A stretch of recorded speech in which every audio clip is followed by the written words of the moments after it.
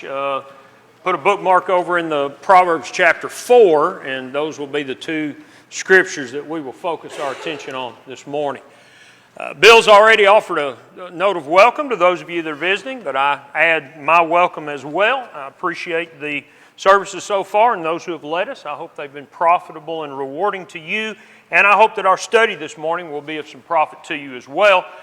For the month of July, we've been looking at, on and off, the idea of Jesus as a servant, and our memory verse is Matthew chapter 20, verses 27 and 28. If you want to say that together with me this morning.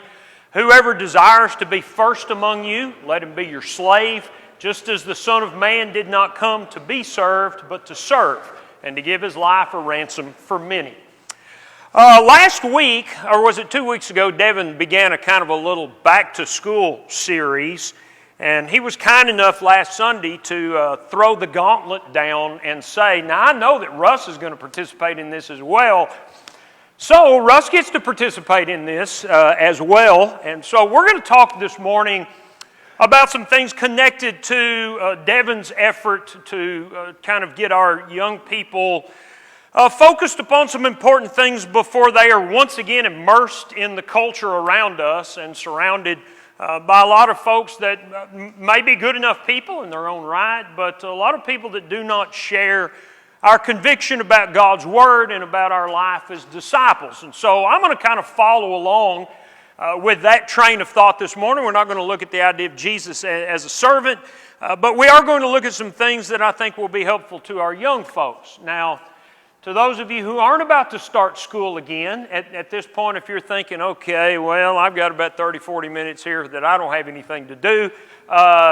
you are very important in this process, and so please do not dismiss this just because you're not the primary audience. If you start thinking about what it is that young people need, and I appreciate some of the things that Devin has prepared, because he's tried to look at some of the challenges that our young people face in the culture as Christians, as believers in the Bible, as followers of Jesus Christ. And honestly, the list of possible issues that our young people face is long. And there's just not any way to cover everything. But you try to start thinking, what is it as a young person that you maybe at my age, I look back on as a challenge in my youth, or as I look around at young people today and wonder what it is that they're having to face. And I want to tell you the two things that strike me, maybe the most that are applicable regardless of generation. I don't care if you're 80 years old and you're looking back at your youth, if you're 60 years old looking back at your youth, 40 years old looking back at your youth, 20 years old looking around at your youth. The reality is I see two things that are characteristic of every generation of young people. One of those things is immediacy. And by that I mean when you're young, and I look back and I see this so much. I think it's a challenge for all of us, but I think it's especially a challenge when you're young. When you look around at what's happening in your life and where you are, whether you're a teenager, whether you're in college, whether you're a young adult, whether you're a preteen, I think you become very enamored by what's right in front of you. You raise your kids and you see distinctions among them. One of my children, I won't tell you which, you can figure this out, shouldn't be terribly hard. One of my kids never looked past the end of her nose. The whole time growing up, never looked past the end of her nose. Whatever was right in front of us, right here, that was the biggest thing in the world. And I think that's true of young people generally. So I want to talk a little about the idea and the issue of only seeing the present, immediacy. And the other thing that's characteristic of young people is they just have so much stinking energy. You guys that are in junior high and high school, you may be the laziest kid in your family. Let me tell you, you got tons more energy than you're going to have when you're 60, okay? You're going to be like the Energizer Bunny compared to my world, and it just becomes more and more. Some of you older folks are looking at me going, yeah, you just wait. another 10 years, whippersnapper. And that's the way life goes. And so there are two things that I want to address to you that I want you to think through with me this morning. And that is how immediacy and how energy affect your life as a young person, especially in regards to spiritual things. This is one of the most enjoyable times in your life. And while you may look at all the horrible things that you see around you, what you're going to come to appreciate is that youth is in many ways the part of your life that you will always look back on. I saw some pictures online yesterday of some people I went to high school with, and they were having a little reunion. And I look at them now compared to the way I looked at them then, and I must tell you, they looked a whole lot better then, okay? A whole lot better they looked then than they look now. And what was interesting is how many of their relationships, how many of their circumstances in life presently, how many of their family connections were determined not when they were 30 years old or 40 years old or 50 years old. How many things in life now are the consequence and the result of things, decisions, events, activities that they engaged in then? And that's hard to see when you're in junior high or high school or college. It's hard to recognize that what's happening right now is going to affect you for another 30 or 40 or 50 years down the line, because all you're looking at right now is right now. And that's okay, but one of the things I want you to recognize is this is a significant stage in your life. This is not one of those stages that you just pass through till you become an adult and then life becomes important. I would like for you to appreciate that what's going on in your life and what you're doing with it right now is important. And you'll always look back. For some people, high school was the zenith. It was the high point of their life. And in many ways, it will be one of the most influential periods in your life. Now, here's the kicker. Here's the challenge. When you're in your preteens and teens and early 20s, and for some people probably even into their 30s, you're still developing, okay? You intellectually, you're not full grown yet. You're not mature. Emotionally, I mean, if we're going to talk about emotion, some people don't ever get there. But emotionally, you're not mature yet. And I'm not offering this as a criticism. This is just an observation that I think is true, and I think most people, as they get older, would agree that you still have maturing to do. You still have social maturing to do. You have intellectual maturing to do. You have spiritual maturing to do. You have psychological maturing to do. There's just, your brain's not fully developed yet. Now, I know your parents tell you that all the time, and they say it as a joke, but there's just a lot of truth to it. And I would ask you to be accepting of it, because when you come to the understanding as a young person that I'm still developing, what that does is it helps you to appreciate that your judgment is suspect. There's a lot you haven't seen. There's a lot you haven't thought about. There's a lot you just don't know. There's a lot you haven't experienced. There's a lot of people and types of people you haven't been around. And so the conclusions that you draw and the decisions that you make are very much impacted by, again, what's right in front of you. And you combine immediacy, energy, and immaturity.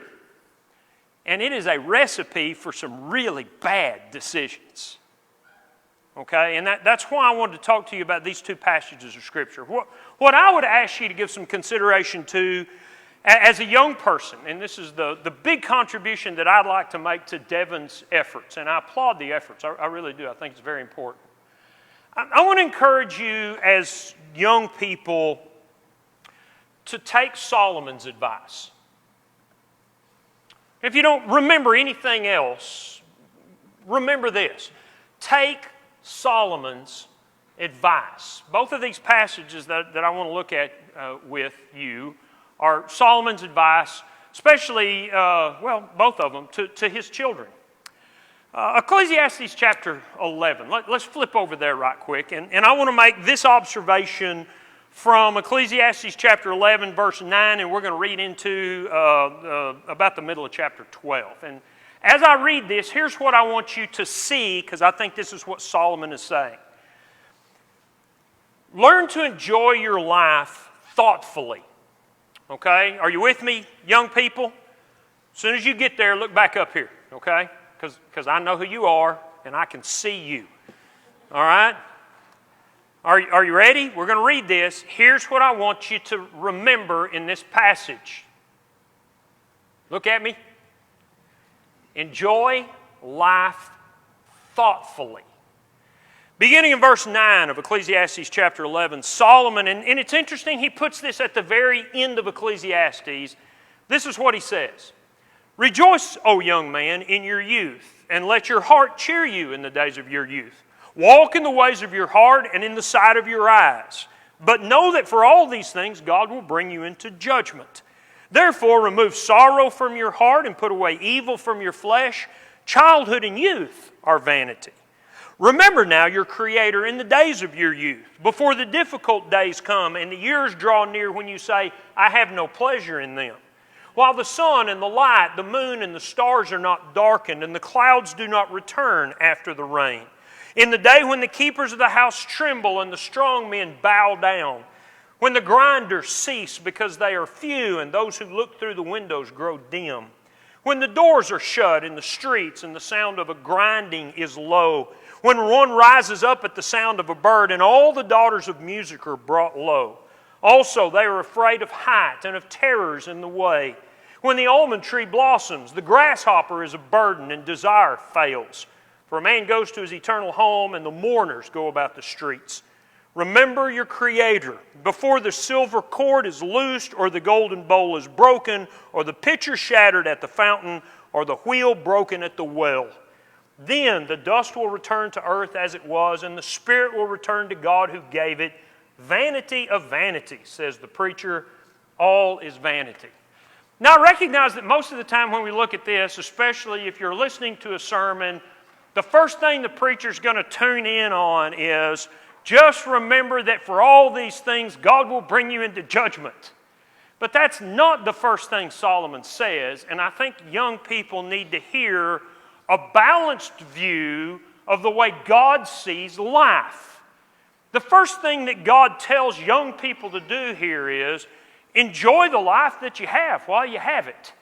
In fact, one of the things that I think people don't appreciate about the entire book of Ecclesiastes is that while there is a part of Ecclesiastes that tends to be kind of dark and gloomy and even some people think pessimistic, and God's conclusion is fear God and keep His commandment, what people don't appreciate is it is a book where the advice of God to people as we live under the sun offers great balance, because He tells us over and over and over, life doesn't have to be a ball and chain. And I want you young people to get that. Life doesn't have to be a ball and chain. Even people who are trying to be godly in an ungodly world need to recognize that God never intended for discipleship, for being godly. He never intended it to be a miserable existence for God's people. Keep your bookmark there. Just notice how many times God tells us in Ecclesiastes that we need to learn to appreciate and enjoy what you can in life. Ecclesiastes 2, and I'm going to run through these. Chapter 2 and verse 24. Nothing is better for a man than that he should eat and drink and his soul should enjoy good in his labor. This I saw, it was from the hand of God. Chapter 3, verse 12. I know that nothing's better for them than to rejoice and to do good in their lives, and that every man should eat and drink and enjoy the good of all his labor. It is the gift of God. Verse 22, same chapter. I perceive that nothing's better than that a man should rejoice in his own works, for that is his heritage. Who can bring him to see what will happen after him? Chapter 5, verse 18. Here's what I've seen. It's good and fitting for one to eat and drink and enjoy the good of all of his labor, in which he toils under the sun all the days of his life that God gives him. It is his heritage. Every man to whom God has given riches and wealth and given him power to eat of it, to receive his heritage and rejoice in his labor, it is the gift of God. He will not dwell unduly on the days of his life because God keeps him busy with the joy of his heart. Chapter 8, verse 15. I commended enjoyment because a man has nothing better under the sun than to eat and drink and be merry. This will remain with him in his labor all the days of his life that God gives him under the sun. Chapter 9, beginning in verse 7. Go, eat your bread with joy and drink your wine with a merry heart. God has already accepted your works. Let your garments always be white and let your head lack no oil. Live joyfully with the wife whom you love all the days of your vain life which he has given you under the sun. All your days of vanity, that is your portion in life and in the labor which you perform under the sun. Whatever your hand finds to do, do it with all your might. And then where we are in chapter 11, rejoice, O young man, in your youth. I'm going to tell you, young folks, that I think sometimes people push young people away from serving God because we portray serving God as some horrible, difficult, miserable existence. It's not supposed to be that way at all. And I'm going to tell you, here's the part where the adults start factoring into what we're saying this morning. If young people only see misery in you because you're serving the Lord, you're hurting them. Not only do you not have a good appreciation for the fact that we are to have a life that's better in this existence looking forward to the next, not only have you failed to appreciate that we enjoy life as Christians, you are pushing our young people away. So I don't want anybody to convince you that if I'm going to serve God, life has to be a misery. Enjoy your strength. Enjoy all of that energy. Cherish the ability to play sports and run and stay up all night and eat pizza without gaining weight. Enjoy all that stuff. Under the sun, and this is the key in appreciating Ecclesiastes, under the sun, as far as just this life is concerned, without thinking about the next life, those are the kinds of things that make life enjoyable. You're going to have plenty of difficulty in life. You're going to have plenty of challenges, plenty of heartaches under the sun that have nothing to do with spiritual things. Enjoy what you can while you can. So I think that's important. But here's the proviso. The sooner you understand that playing ball and eating pizza and staying up all night and knowing how to operate your technology, as soon as you recognize that that's not all life is, the better off you'll be. Because what happens in Ecclesiastes, and what happens, I think, with young people is we become consumed with living life. And for a lot of adults, and I think this is what plagues our world, for a lot of adults, they never grow up from being consumed with living life. And they never look beyond, and they never look thoughtfully at what's going on. And all life is under the sun. And what Solomon says through Ecclesiastes is, we're going to die, folks. And none of this stuff is going to last beyond death. And you young people, the sooner you get this, the better off you'll be. Hopefully, you're not going to die for a long time, but you are going to die.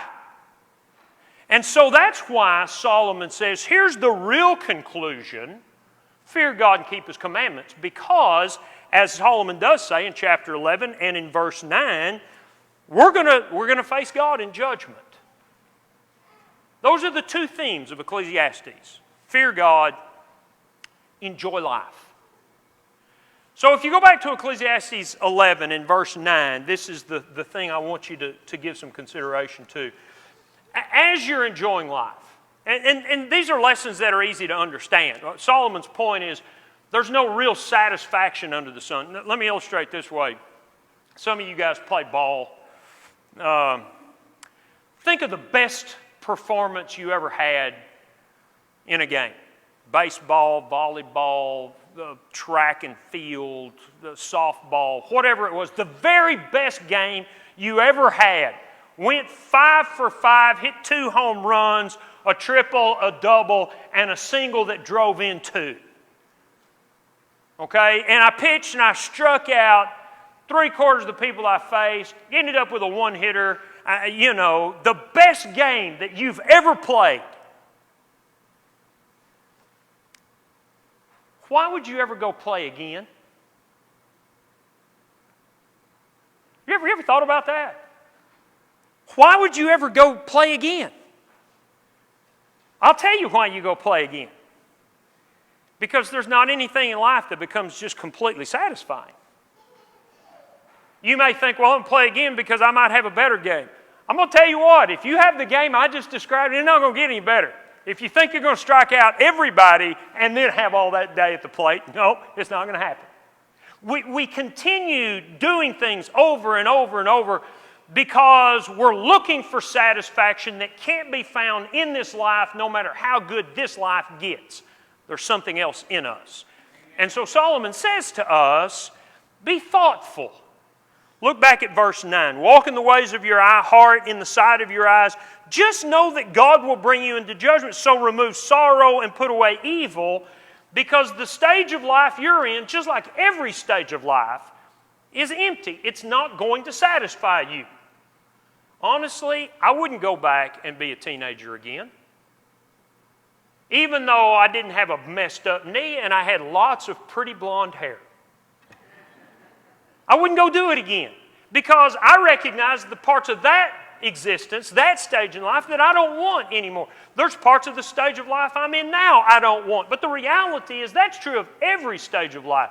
Childhood and youth are vanity just like old age is vanity. So what we do is we go through remembering that this life is empty and that I will stand before God and that I need to start thinking about things spiritually. Wisdom literature in the Bible, Proverbs, Ecclesiastes, Job. The difference between it and reading wisdom literature generally is that God, in His wise sayings about life, always has as a backdrop eternity. It's not just this is the best way to live, it's right and wrong. And so I want to encourage you to, as you enjoy your youth, as you walk in the ways of your heart and the sight of your eyes, as you remove sorrow, I'm going to tell you young people, there's no reason for you to all be discouraged and depressed and down. Okay? That's what he's saying. Solomon had teenagers at one point. Like remove, why in the world? What do you have to worry about? What do you have to complain about? And parents are telling you this all the time and you don't like to hear it. But it's just true. Remove sorrow from your heart. It is a time in life where everything ought to be good. I don't care if your face broke out today. Tomorrow it's going to be okay. All right? But remember your Creator. I want you to see one other thing in this passage right quick before we jump over to Proverbs 4. In chapter 12, and this is a passage that most folks have studied at some point, and I don't know how much thought you've given to it. Academically, it's pretty easy to understand. A lot of figurative language. But it describes old age. For you younger folks who may not be familiar with it, beginning in verse 2 and down through verse 6, Solomon describes what happens to the body as you get old and then die. And it's all figurative language. The sun and the light and the moon and the stars, before they are darkened, before you can't see well anymore. And the clouds don't return after the rain. Life just becomes kind of a gray, dreary, depressing existence. And when the keepers of the house tremble, you're not strong anymore. And the grinders cease. You start losing your teeth. And your vision becomes dim, and the doors are shut in the streets, you don't go anywhere, and the sound of grinding is low, and you rise up at the sound of a bird, but you can't hear music. It is an ugly picture that's painted of old age. And what Solomon says is while you're young, learn to remember and actually develop a relationship with God before you get old, because life's going to get harder. Please understand that, young folks. Life's going to get harder. It's going to get harder physically. You're going to see it. If you look around now, you can see it in folks in this room. You can see the problems they have, and you can see how fast they can decline in their health and how long it takes them to recover from things. You can see it around. You're going to see it in your parents before very long.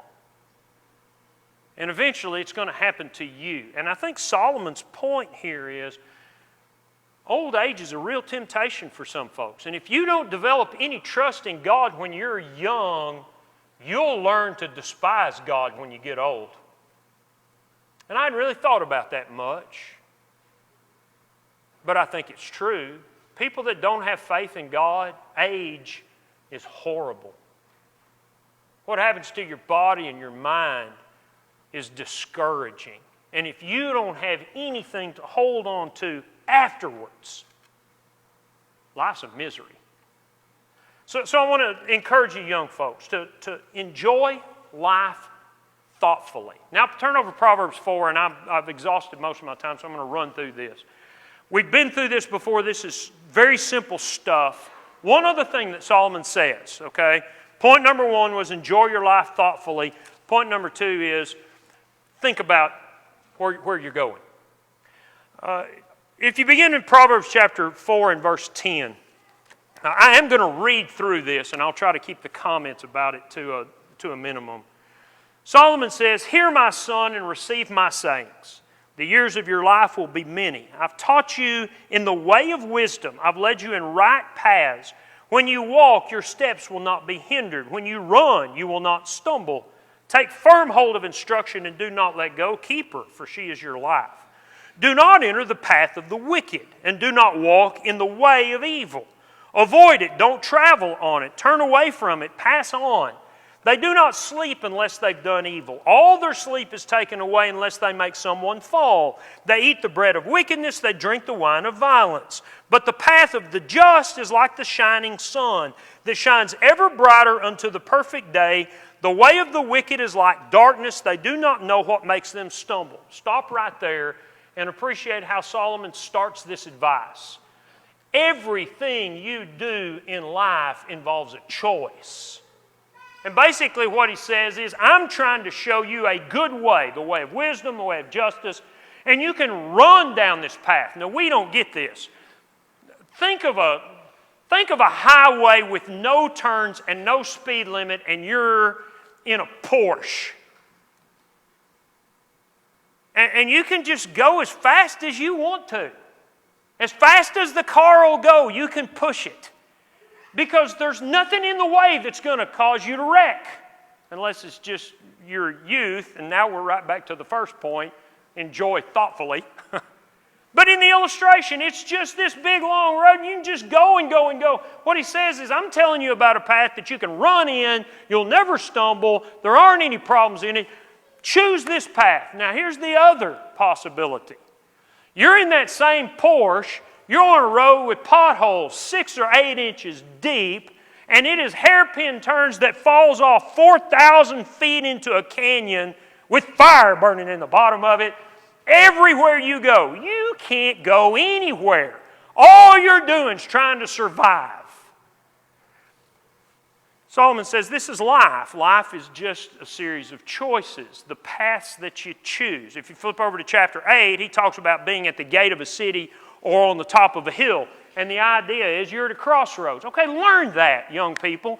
Learn that as you go through today, everything you do. Hey, I want to go play ball. Okay, well, is that a good choice? Are you serious? I just want to play ball. Is that a good choice? Are there things you need to be doing? Are there responsibilities? Are there opportunities? Think about every decision that you make. That's where wisdom starts, Solomon says. And then you get to verse 20 where he offers the advice. Give attention to my words. Incline your ear to my sayings. Do not let them depart from your eyes. Keep them in the midst of your heart. They are life to those who find them and health to all their flesh. Keep your heart with all diligence. Out of it spring the issues of life. Put away from you a deceitful mouth. Put perverse lips far from you. Let your eyes look straight ahead and your eyelids look right before you. Ponder the path of your feet. Let all your ways be established. Do not turn to the right or the left. Remove your foot from evil. Here's the advice, okay? Think about your road that you're going to go down. Which choice you're going to make, which path you're going to follow, and let me offer you some help. Verses 20 and 21 and 22, learn to listen. Okay?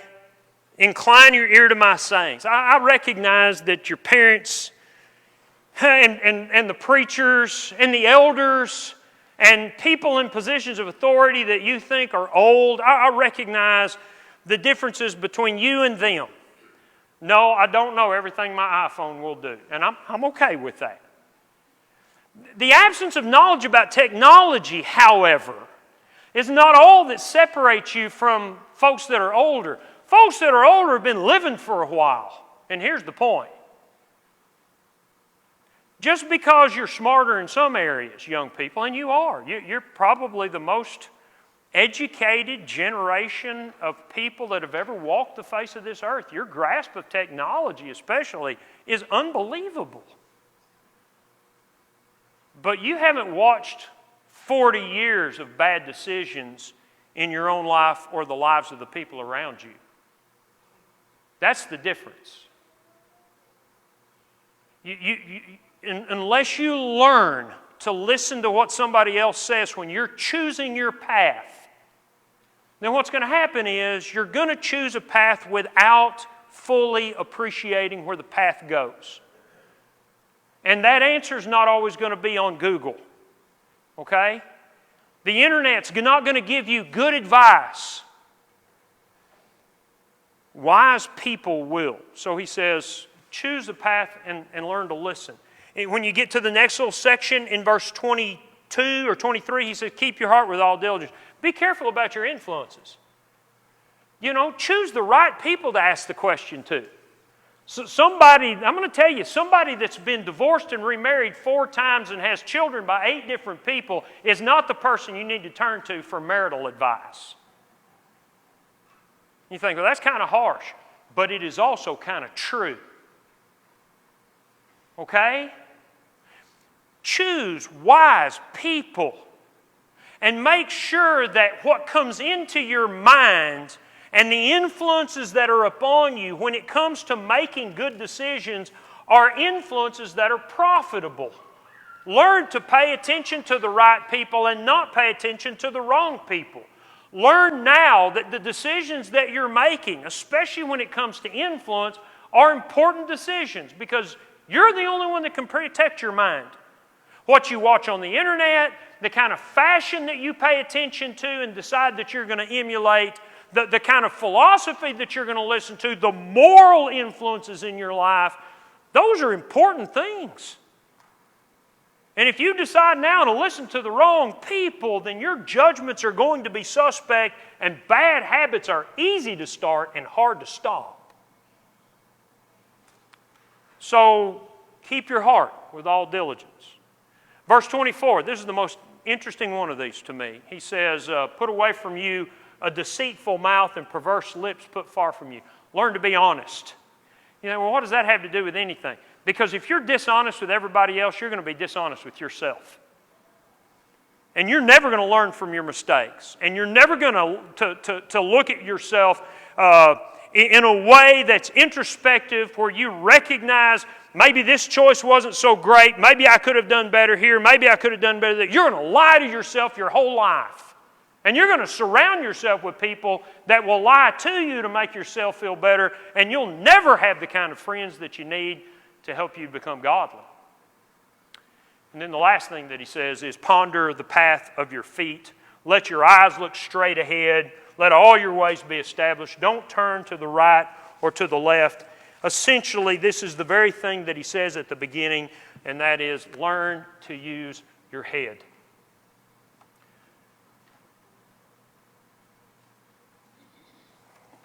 I'm going to offer this illustration, even though I've used it 1,000 times. I've used it 1,000 times here. You're probably tired of hearing it, but it's just too good. When our girls were little, and they're trying to make decisions, here's what we told them. Life is like a stacking up dominoes down a table.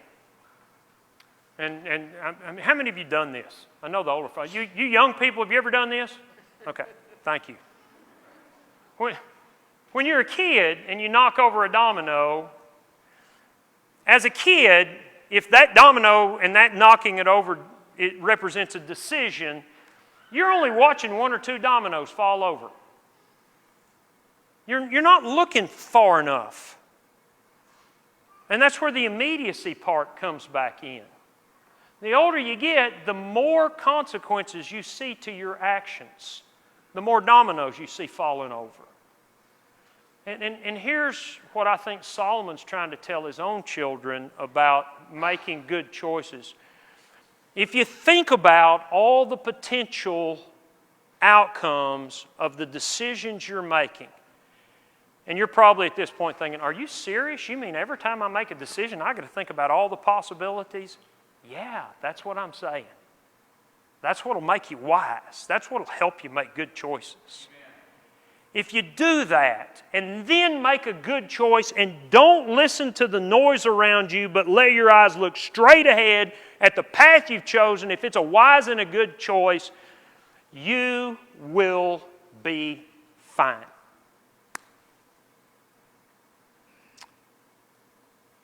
Because if you take Ecclesiastes 11 and 12 and enjoy your life thoughtfully and remember your Creator, and then you choose wise paths because you listened to others and you censored yourself and you were honest with yourself and you thought about the things that you were doing, I guarantee you what's going to happen in your life is you're going to serve the Lord. And when you serve the Lord, nothing that happens in this life, nothing that happens in this life is going to get in your way or cause you misery. Some days will be better than others. But hope and faith will sustain you your entire life. And so I would ask you, young folks, to give some consideration to those two passages of Scripture. The sooner they become important to you, the better off you will be in your life. And for the rest of us, let's be a help to these kids. Man, don't show them bad examples. Show them what it is to serve the Lord with joy and to do so faithfully and passionately, so that they can see the good road. We got to show them that, folks. And I hope that will help you. I know it helps me.